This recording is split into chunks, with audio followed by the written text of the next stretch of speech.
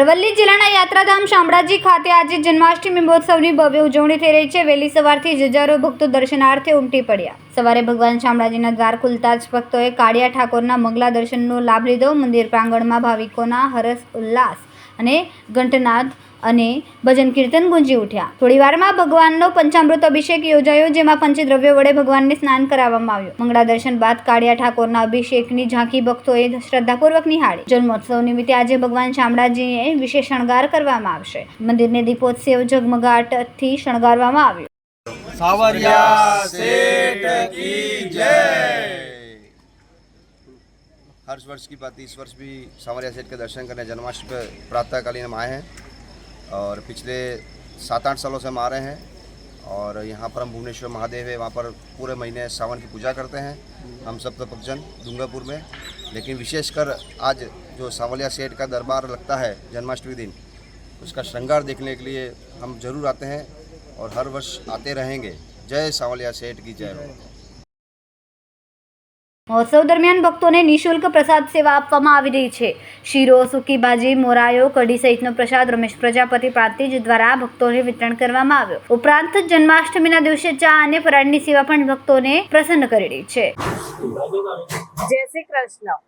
આજના જન્માષ્ટમીના પર્વ નિમિત્તે ભગવાન શ્રી કૃષ્ણના જન્મ દિવસે અમે બધા પ્રાંતિજ તાલુકાના અનવરપુરા ગામમાંથી 8 વર્ષથી અહીંયા સતત સેવા આપી રહ્યા છીએ।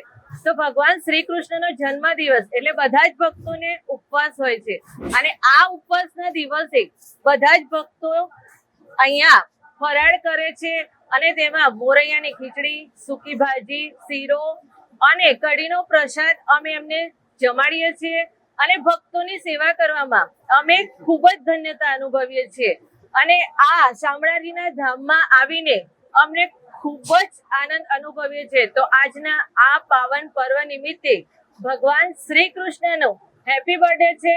તો બોલો બધા જય શ્રી કૃષ્ણ, બોલો કાળિયા ઠાકરની જય।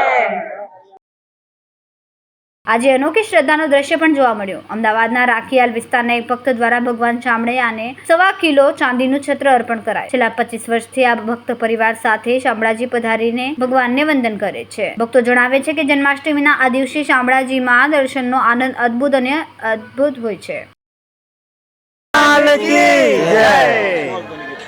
અમે લગભગ છેલ્લા 20-25 વર્ષથી શામળાજી દર્શન કરવા આવી છે અને આ વખત અમારી એવી મનની ભાવના હતી કે અમે 1.25 કિલોનું છત્ર શ્રી શામળિયાજી ભગવાનને આપણે ધરાવીએ અને મારી મનની મનોકામના બધી પૂરી કરે।